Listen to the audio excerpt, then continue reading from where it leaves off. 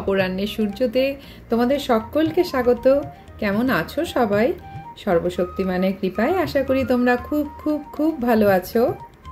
এই যে জন্মাষ্টমীর জন্য আজকে সারা বাড়িতে যত রাধা গোবিন্দ আছে সবার ভিডিওটা করছি। আমার সারা বাড়ি জুড়েই নানা ভঙ্গিমায় নানা পটে আর কি রাধা গোবিন্দ রয়েছে।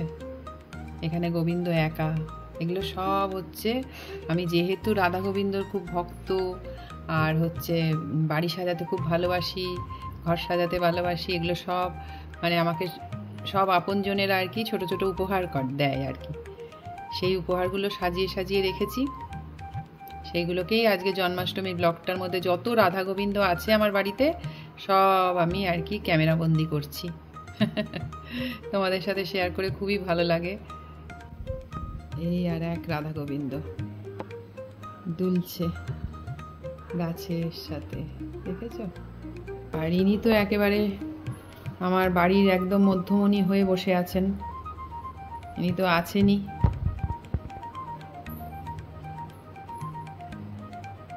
কি সুন্দর না? এনাকে দেখলেই একেবারে আমার যেন মন প্রাণ জুড়িয়ে যায়।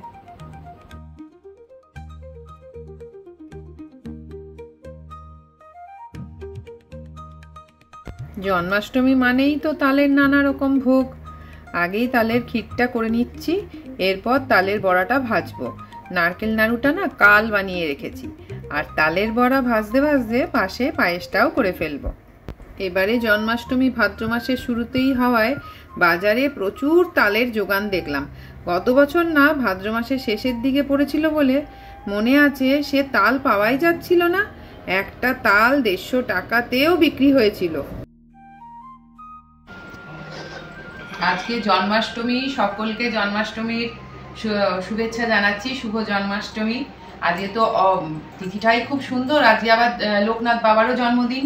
দুটোই করি, তাই আমি রাতে করি না। দুজনকেই যাতে একসাথে ভোগ দেওয়া যায় তার জন্য আমি এই দুপুর টাইমটা বেছে নিই, ভোগ দেওয়ার টাইমটা আর কি। তো এটা ঠাকুর মশাই বিধান দিয়েছেন যে আপনার বাড়িতে তো গোপাল নেই, শ্রীকৃষ্ণ। তো গোপালের যারা পুজো করে, যারা আর কি সেবা করে, তারা রাত 12টার পর করে। আপনার বাড়িতে তো গোপাল নেই, শ্রীকৃষ্ণ আছেন, ওনাকে সব তিথি পড়ে গেলেই যে কোনো সময় আপনি ভোগ চড়াতে পারেন। আর লোকনাথ বাবাকে তো আর রাত 12টার পর হবে না, তাই জন্য ঠাকুর মশাই তো ওরকম সময় আসবেনও না। তাই এই ভোগ দেওয়ার সময় জন্মাষ্টমী পালনটা করি আমি সারাদিনই, কিন্তু এই টাইমটায় ভোগটা দিয়ে পুজোটা করে নিই। আর সব ঠাকুর দেবতাকে শ্যাম্পু দিয়ে আমি গামছা দিয়ে স্নান করাই। আমি নিজে যেমন ফ্রেশ হই, ওনাদেরকেও করি। এটা আমার নিজের থেকেই বানানো, কারোর থেকে শেখা নয়। এবার অনেকে হয়তো বলবে যে বাবা এগুলো কি আর ঠাকুর দেবতা কেন করা যাবে না বলো? ঠাকুরের বাসন যদি সার্ফ সাবান দিয়ে পরিষ্কার করা যায়, তাহলে ওনারা কেন তেঁতুল লেবু এগুলোর মধ্যে থাকবে? আর পাথর কি আর ওইগুলো দিয়ে পরিষ্কার হয় বলো? সেই জন্য আমি সব করি, এরকমই করি। তো এইবার পরিষ্কার করে নিচ্ছি, ওনাকে স্নান করিয়ে পরিষ্কার করিয়ে নিয়ে তারপর সব শুরু করছি। সবকিছু থাকো, আস্তে আস্তে দেখতে থাকো। দেখো গাছের গোলাপ হয়েছে কত, এই অসময়েও কত গোলাপ। এগুলো আমার সব বাগানের গোলাপ, কেটে কুটে নিয়ে এসেছি। কেনা গোলাপ চাইছিল একটা 30 টাকায়, ছোট্ট ছোট্ট। গোলাপ নেই মার্কেটে, কিন্তু আমার বাগানে যেটুকু আছে সেই দিয়েই আর কি আমি পুজো করব। সব কেটে নিয়ে এসেছি। অত বড় বড় ডাল ধরে ধরে কাটা হয়েছে না, একটু বড় বড় করে। মালি দাদা এসেছিল, মালি দাদাকে দিয়ে কাটিয়েছি। এবার এক এক করে সব ভোগ সাজিয়ে নিচ্ছি। গোটা নৈবেদ্য, কুচো নৈবেদ্য সব সাজাবো।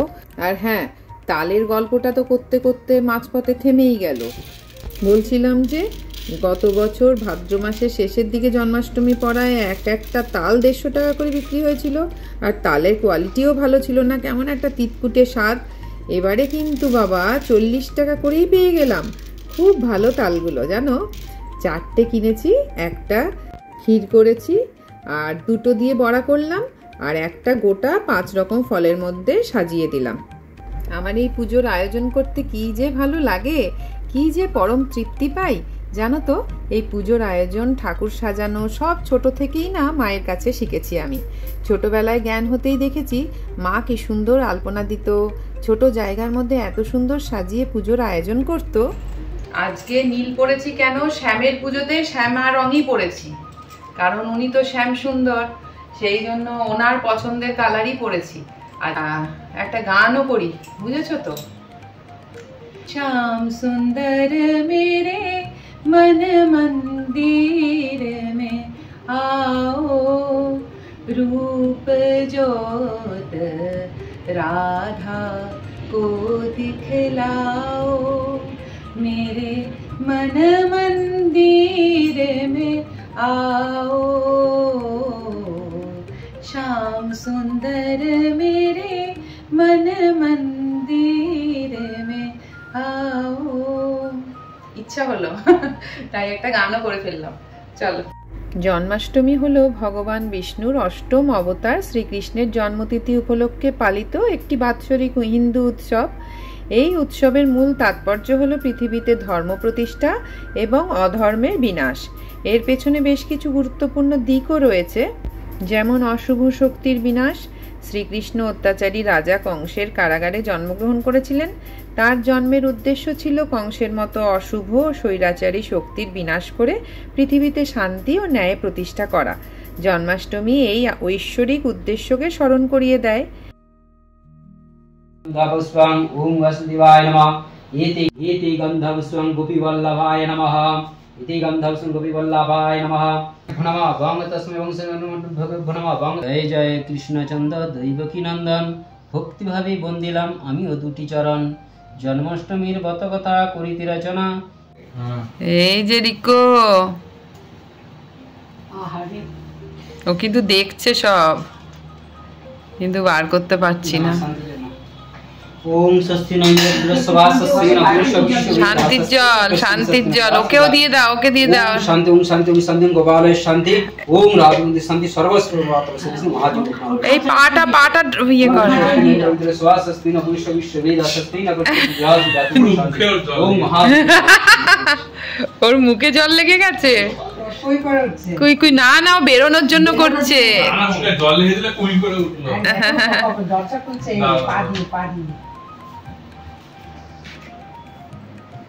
জন্মাষ্টমীর শেষে এবার ভোগ বিতরণ হলো। আজকের মতো পুজো শেষ।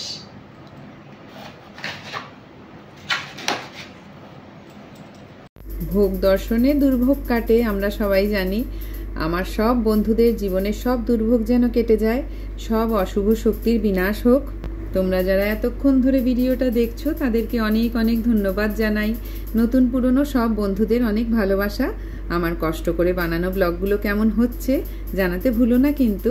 ভালো লাগলে একটা লাইক করে দিও। চলো আজকের মতো ব্লগটা এখানেই শেষ করছি। দেখা হচ্ছে তোমাদের সাথে আবার পরের ব্লগে। ততক্ষণ পর্যন্ত তোমরা সবাই খুব খুব খুব ভালো থেকো।